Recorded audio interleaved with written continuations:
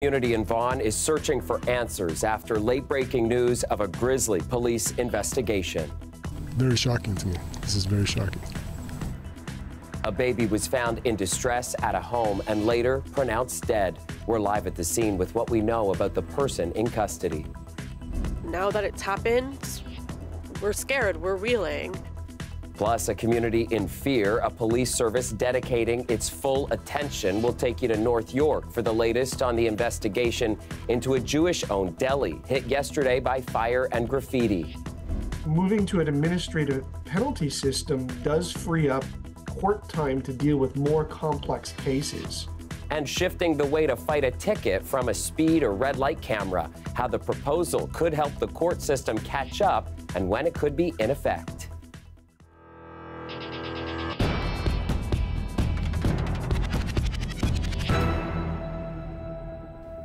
Let's get right to that breaking news tonight out of Vaughan. A baby was found in distress at a suburban home near Dufferin Street and Highway 407. Late this evening, police confirming the baby was pronounced dead in hospital. Anam Khan is live at the scene for us. And Anam, you've been speaking with the police and neighbors. What have you uncovered about what happened? So police say they responded to a call at around 6 p.m. today. They found a baby in distress. The baby was taken to the hospital where it was later pronounced dead. And the police didn't say anything about the circumstances of that distress call, but they did reveal that one person is in custody and no charges have yet been laid.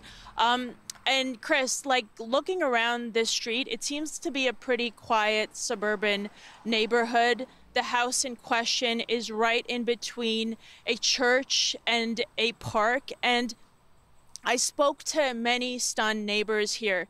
I spoke to the neighbor, the next door neighbor, and she told me that the house, there was a young couple that lived in the house with like a nearly 7-month-old baby, and she was really shocked to even see police presence here.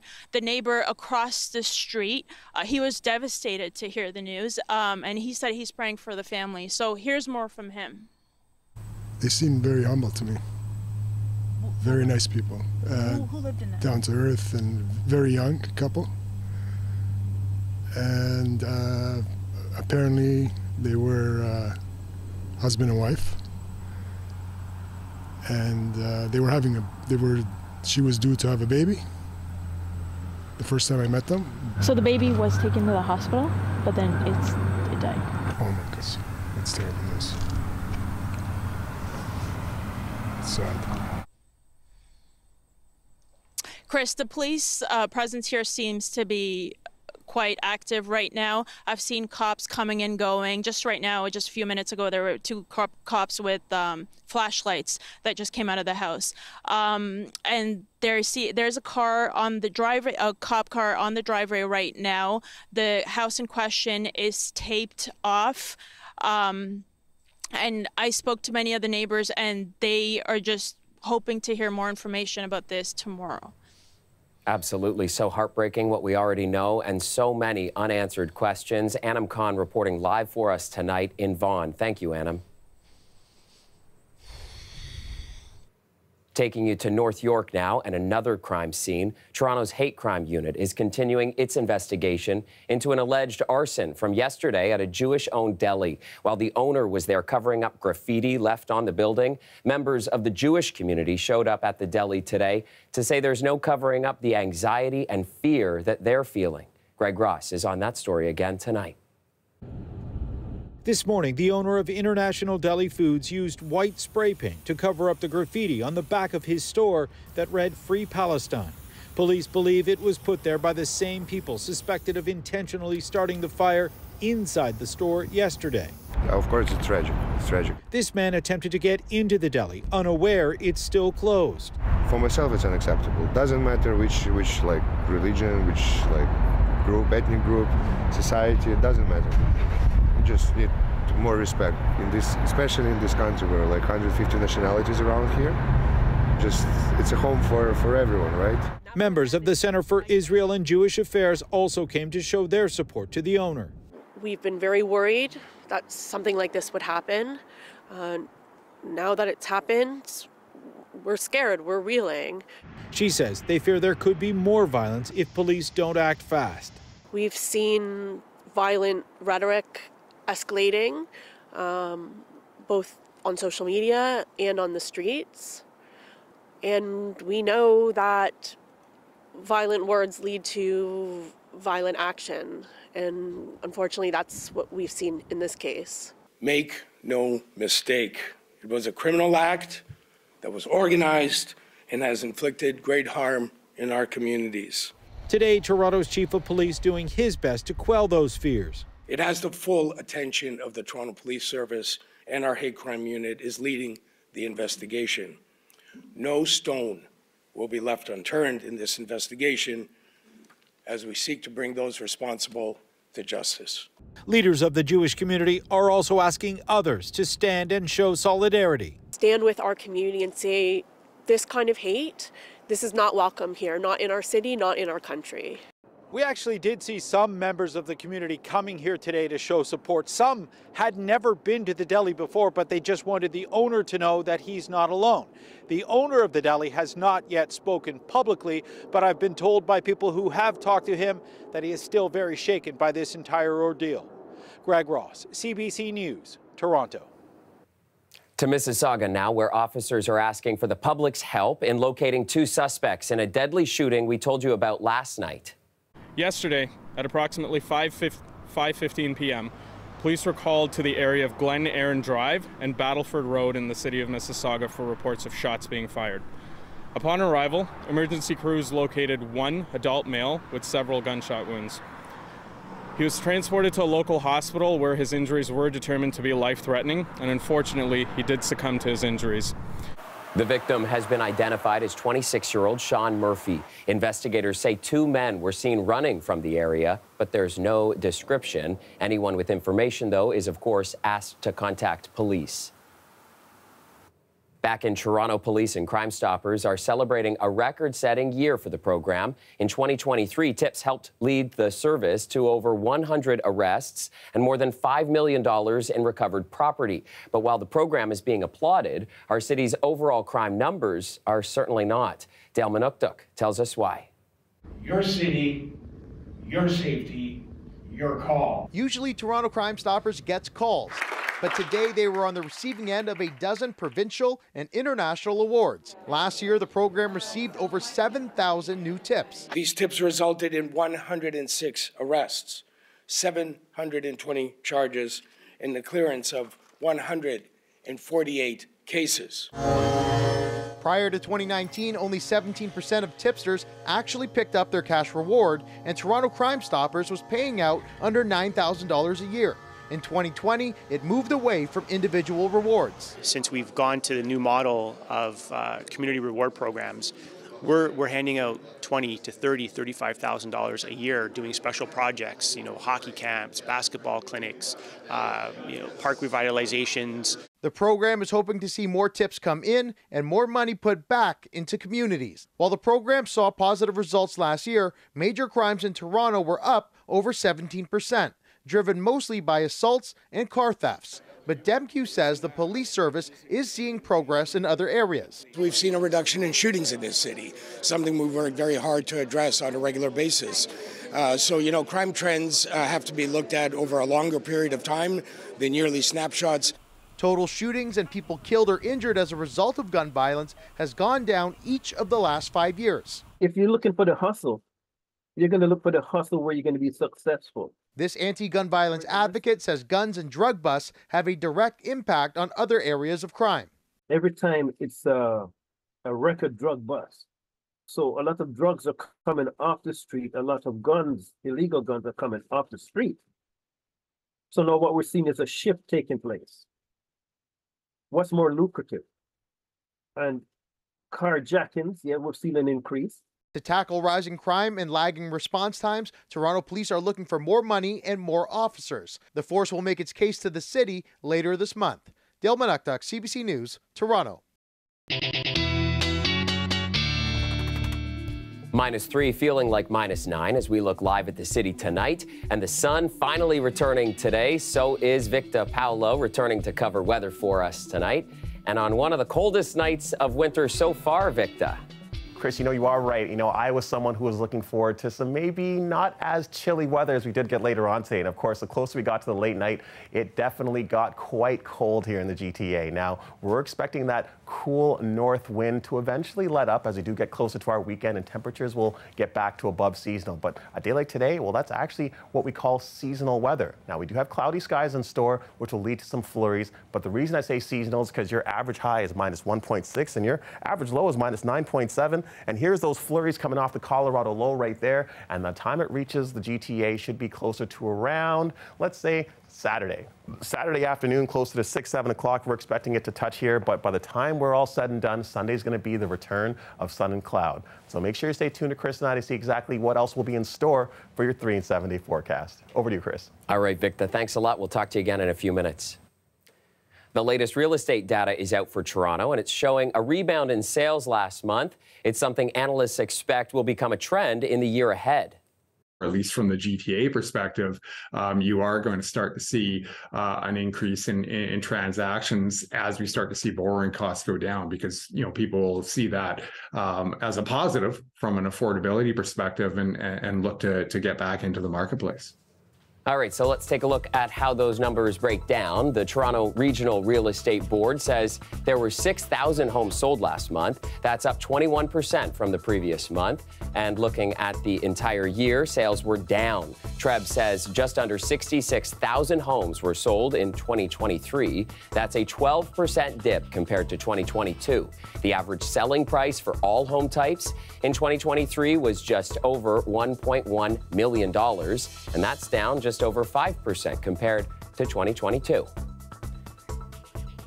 Meantime, the man who's been leading Toronto's urban design is retiring. The city's chief planner, Greg Lintern, has spent 40 years in the civil service. In an exit interview with City Hall reporter Sean Jeffords, Lintern offered his thoughts on how Toronto can push forward, especially amid the housing supply crisis.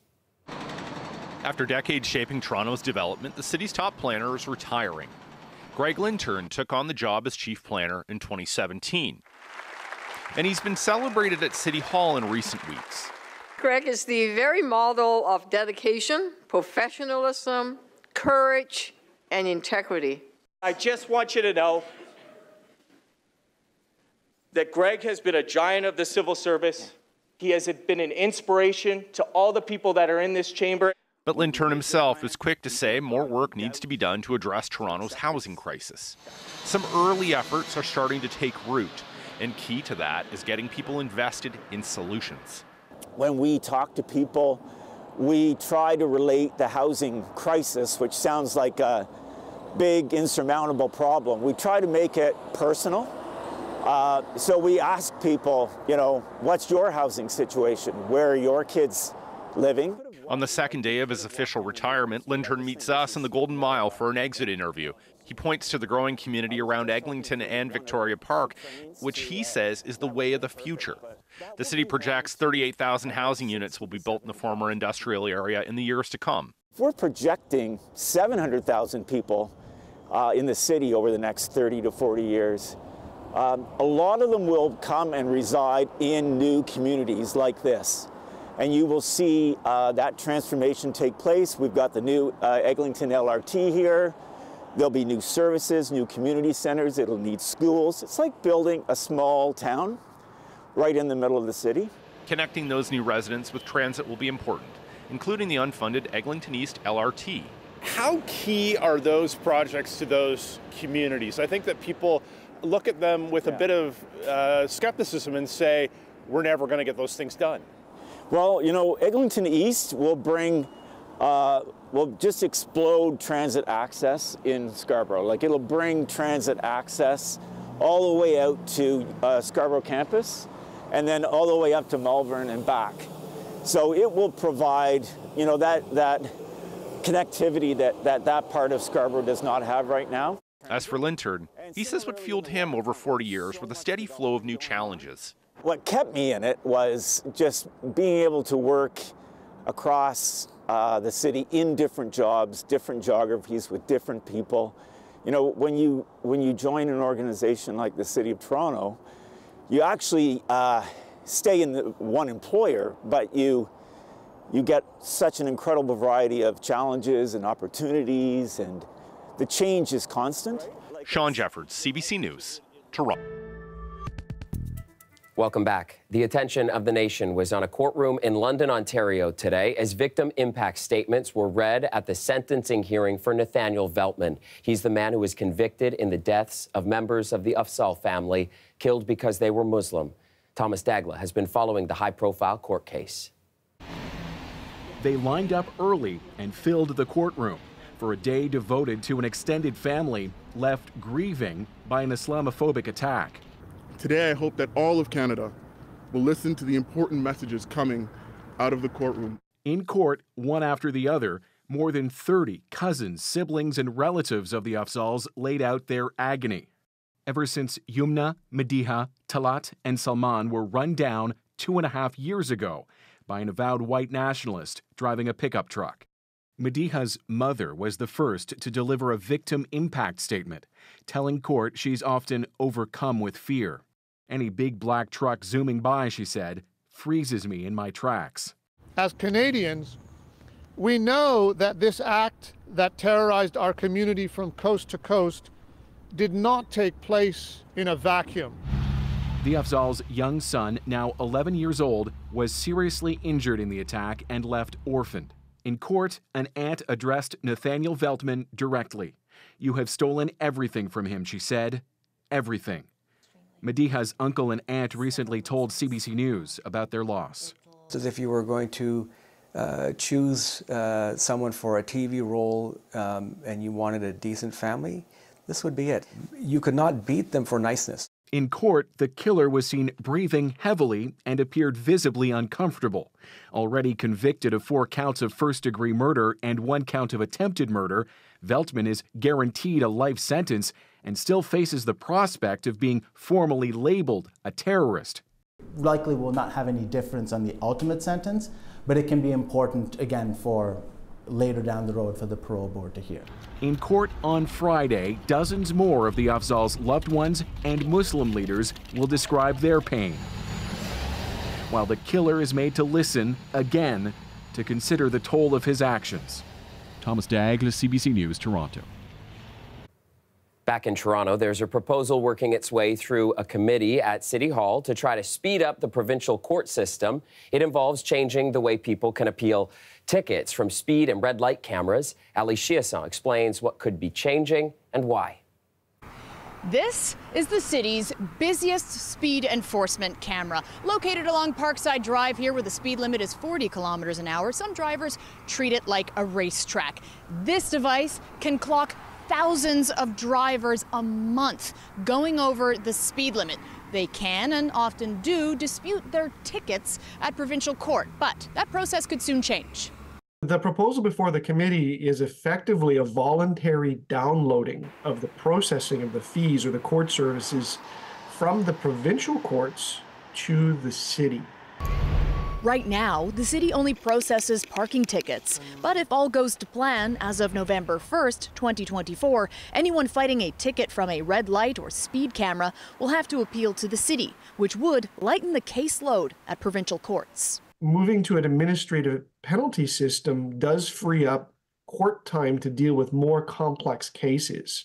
It won't be cheap. Toronto spends over $16 million a year operating both speed and red light cameras, and that's expected to jump to $50 million when they double the number of them and roll out this new system. They also make money, $70 million in revenue in 2023, but the chair of the Infrastructure Committee says, I'd be happy if we made no money off these tickets and people weren't speeding. And I think the overall message is slow down and don't get a ticket. When it comes to actually improving safety, most advocates say it would take reducing speed limits and redesigning roads in some cases. And that is something they would like to see put on the city's radar. The Infrastructure Committee meets next week. Ali Chiasson, CBC News, Toronto.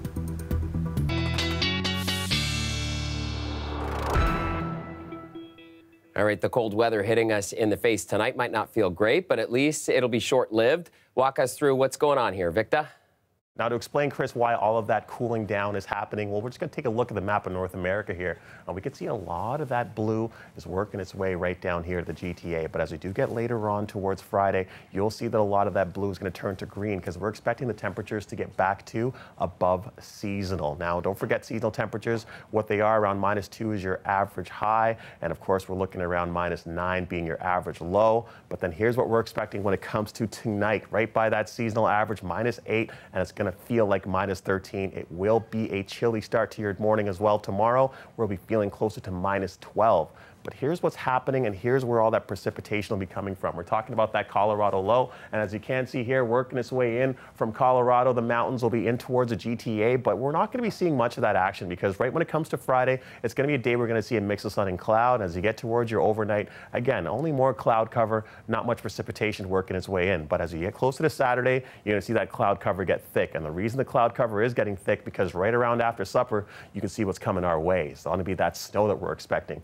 And when's it going to last till? Well, it's going to last only through your Saturday evening, but into your overnight Sunday. And by the time you get closer towards your Sunday morning, Sunday afternoon, that's when we're expecting things to light up. As you do see here when it comes to our 3 and 7 day forecast, mix of sun and cloud on Friday, mix of sun and cloud on Sunday, and we're not going to expect to see any more precipitation until about Tuesday and Wednesday. Now, correct, Tuesday, Wednesday precipitation, you can see by the temperatures here, there's going to be a chance that this will be a mix of rain and a mix of snow, which can create unfavorable conditions on the road. So you want to make sure you stay tuned to us, see exactly when and where all that snow will be happening. But until then, stay warm and have yourselves a lovely rest of your night. Over to you, Chris. All right, Victor, you too. Thanks. So now lots of sad news that we've had to update you on tonight. So we thought we'd end on a little bit of cuteness from a zoo in Prague.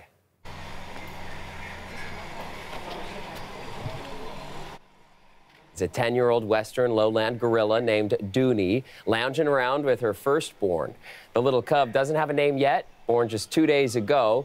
Zoo officials say the birth is a significant one for a critically endangered species. The Western lowland gorilla lives in the dense and remote rainforests of Central Africa.